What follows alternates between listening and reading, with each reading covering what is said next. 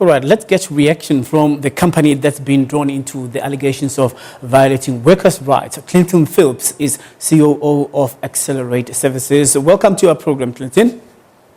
Thank you, Colin.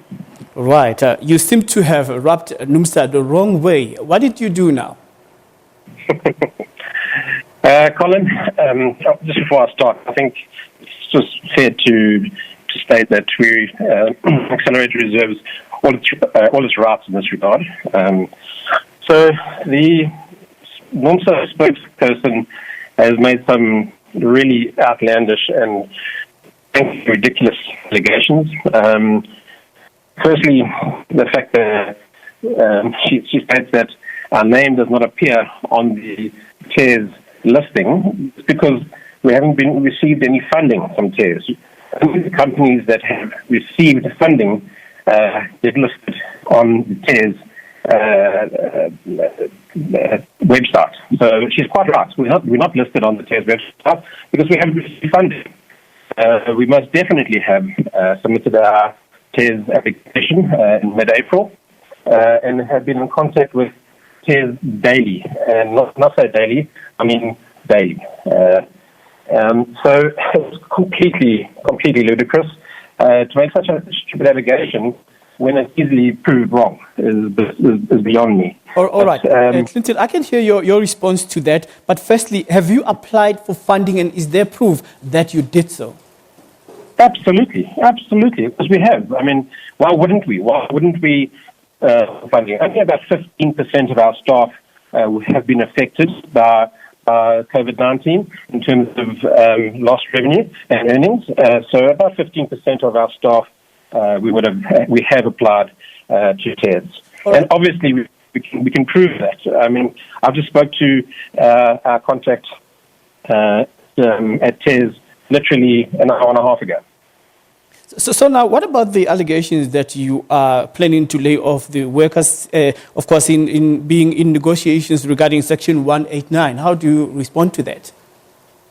So, first of all, we have a 189 process restructure happening within the head offices, not the site staff, not the security guards or the cleaning force, and we're close to 11,000 people. So, in the security and cleaning industry. So we are doing a 189 in terms of our administration, head office staff, payroll staff, finance staff, etc., etc. There is a process that's just about completed, and absolutely that is happening. But you got to understand the context of it. But then understanding the context of this would make one to remember the first time when the president announced the lockdown that nobody has to lose their jobs during this time. Shouldn't you be, as a company, at this time be considerate? Isn't it the time of compassion and empathy for anybody who is on the brink of losing their jobs? Look, the reality is absolutely. However, there's also the hard, cold facts that we are trying to ensure that the companies are viable and there's a business in a company to employ the other 99.99% of the staff.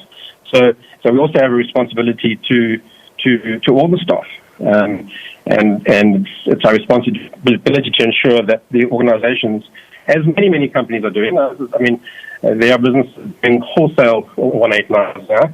I mean, we're talking about 45, 50 people. So, and the reality is we're also being extremely generous to those staff who are unfortunately going to be affected. But Clinton, you know, during this time, if there are allegations that the workers have not been provided by PEE and they have not been given sanitizers, do you know that you are actually putting their lives in harm's way? For sure. You're 100% correct if that was true, which it obviously isn't true.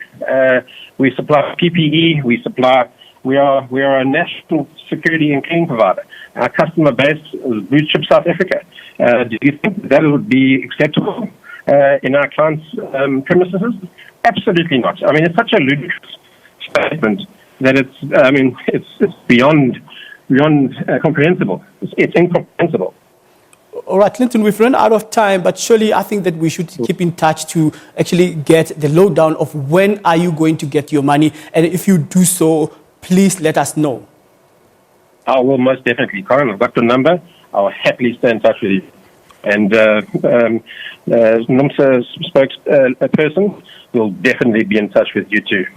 Right. We will also get in touch with Pagamile Hlubi as well as the CEO that I've just been speaking to regarding the allegations that workers have not received their salaries since April up until today. We'll keep tabs on this story, but for now, it's been a pleasure doing business with you. It's a ciao ciao.